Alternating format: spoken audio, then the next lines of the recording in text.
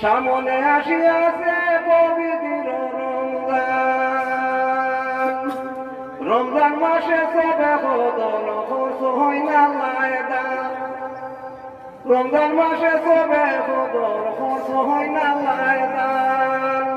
শেষের 10 দিন তালাশ করলে মিলে তার সন্তানের বিশ্বে মুসলমান। সামনে আসিয়াছে পবিত্র রমজান। রমজান মাসে সবে বদর খরচ হয় না লায়দান। শেষের 10 দিন তালাশ করলে মিলে তার সন্তানের বিশ্বে মুসলমান। সামনে আসিয়াছে পবিত্র রমজান। রমজান মাসের ফজিলত কি করব বয়ান। রমজান মাসের ফজিলত কি করব বয়ান।